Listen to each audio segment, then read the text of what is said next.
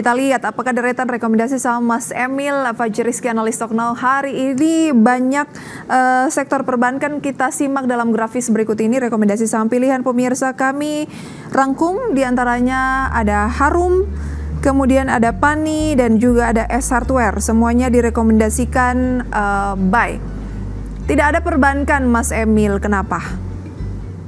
Oke, bisa kalau kita melihat dari stocknow.id ya, memang walaupun kita melihat potensi akan adanya seperti yang saya sampaikan tadi, ketika sebuah saham perbankan ini terkoreksi, ada potensi yang cukup besar ya, ketika untuk dia potensi rebound cukup besar. Namun kita perlu perhatikan juga bahwa sekarang dari saham-saham tersebut ini belum ada namanya sinyal rebound. Jadi ketika kita pengen merekomendasikan, kalau kita dari stocknow.id ingin merekomendasikan saham, kita juga harus melihat dulu seperti apa secara teknikalnya, sudah ada teknikal reboundnya seperti itu. Baik, kenapa tidak merekomendasikan banking? Karena kalaupun ada pelemahan, yang perlu dicermati adalah ketika terjadi pelemahan, apakah ada sinyal rebound. Nah, sementara belum ada di banking, makanya Anda lebih bergeser ke emiten lain dulu, seperti itu ya. Oke, Harum Energi Anda rekomendasikan buy. Anda bilang kan nggak boleh meninggalkan teknikal ya, kalau misalnya melirik sebuah saham. Teknikalnya bagaimana untuk Harum?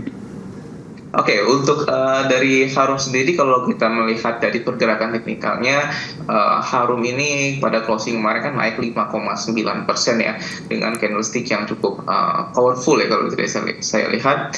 Terus juga kalau dari segi Harum ini potensinya memang seperti yang sudah saya berikan itu untuk TP, untuk target price-nya pertama di Harum sendiri ada di level harga 1475 dengan target harga keduanya atau paling tinggi di level harga 1535.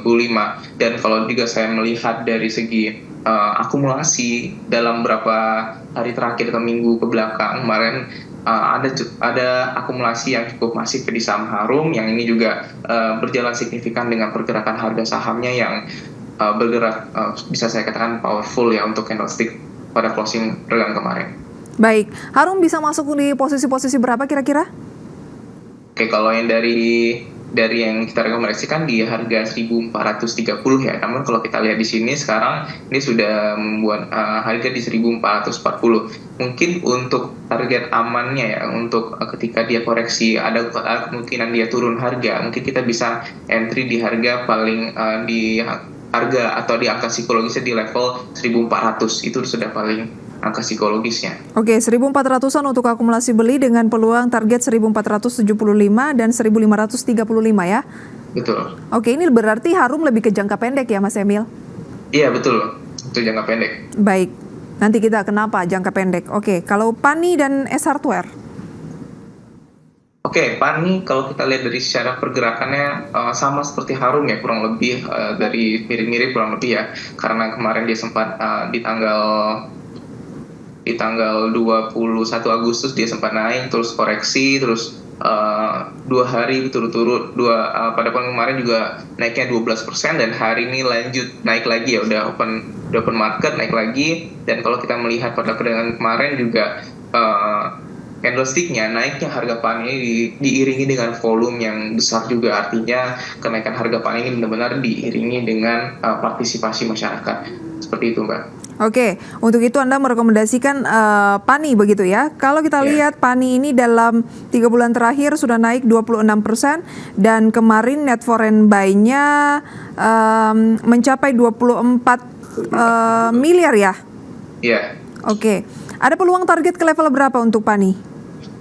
Oke, untuk Pani sendiri kita target price-nya target price pertama kita di harga 7.050 dengan target price tertingginya dari kita itu, atau target price keduanya di harga 7.275. Oke, ini berarti menembus rekor tertingginya ya, karena kan saat ini kan terus mencapai rekor. Tadi sudah sempat menyentuh di pembukaan perdagangan pagi hari ini pemirsa 7.000, setelah ya dan sudah break lagi di 7.000. Anda melihat Pani ini masih menarik ya.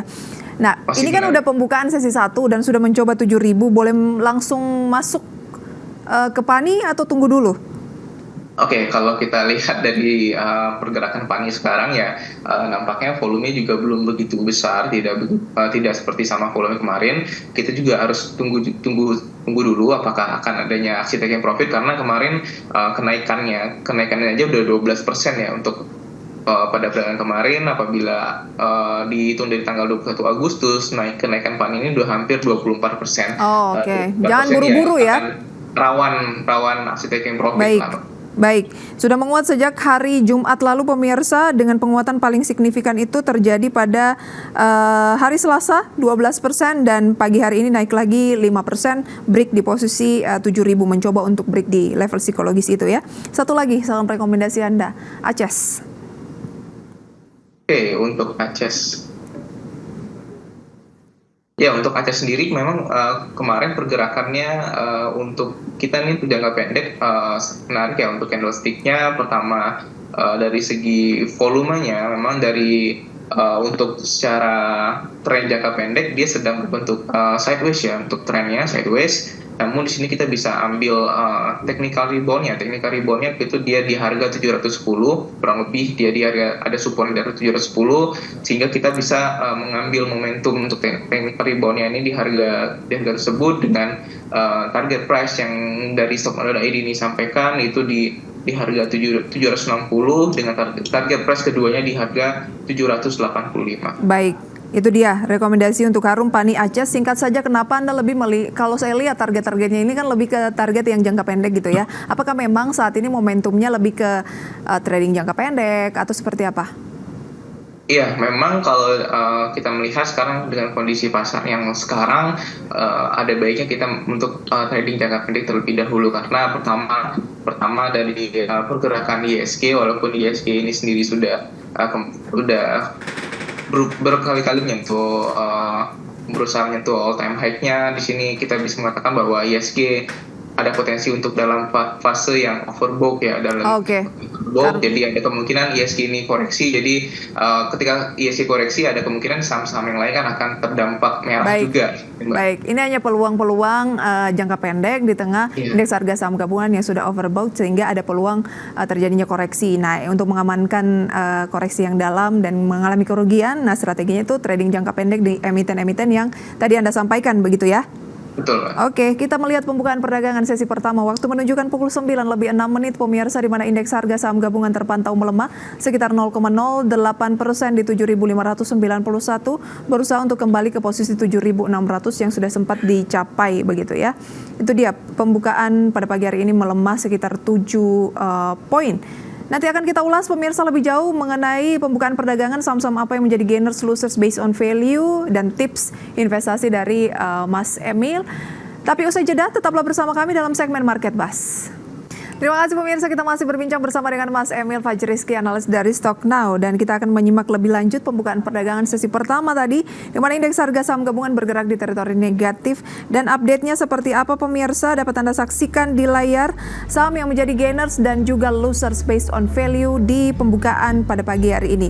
Hingga pukul 9:09 pemirsa, Brent memimpin penguatan 1,53% di 9.950, kemudian ada PANI 3% di 6.850 dan tadi sempat menguji posisi 7.000. Kemudian ada GEMS, ASRI, CTRA, Pakuwon, saham-saham properti pemirsa, MBMA, Kalbe Farma, SMRA, Saratoga. Top losers pemirsa masih perbankan, ada BBRI, BBNI, Astra, BSSR, Baramurti, Sukses Sarana. Kemudian ada GoTo, Unilever, BDKR, Citi, SSMS, Suri, BBRM, dan CMNT. Oke, Mas Emil, singkat saja, boleh untuk masuk di properti? Saya lihat dari top 10 gainers based on value ada sekitar 3 saham dari properti, ada ASRI, CTRA, Pakuwon, dan 4 SMRA. Oke, dari saham-saham tersebut ya, yang sudah Mbak bisa sampaikan di sini saya hanya melihat peluang ya sebenarnya yang menarik ya kalau dari saya lihat, sama dari segi pergerakannya yang ini ribuannya juga bagus, terus juga dari segi candlestick-nya dan akumulasinya yang bagus. Makanya saya dari saham yang Mbak Pris sebutkan itu hanya peluang dari saya yang menarik untuk di. Oke, rekomendasinya bagaimana tuh Pak Kuon? Pak Kuon di 500 naik 1,63%. Oke, kalau dari Pak Kuon sekarang kita lihat dari candlestick-nya juga sedikit agak terlihat udah overbought, mungkin dari kenaikan dia beberapa hari kemarin. Kita mungkin bisa ambil untuk di harga yang tipis-tipis ya, di 500 sampai di 495. Oke, lebih ke spekulatif ya? Iya, betul. Baik, itu dia. Anda mungkin bisa mencermati lebih jauh ke nih pemirsa sektor properti yang menguat mungkin karena sensitif juga dengan peluang penurunan suku bunga The Fed, mungkin diuntungkan begitu ya. Kita ingin bahas lebih jauh namun waktu kita yang terbatas. Mas Emil, sayang sekali. Terima kasih untuk analisis, rekomendasi dan tips investasi dari Anda. Sampai berjumpa kembali Mas Emil. Selamat pagi. Terima kasih.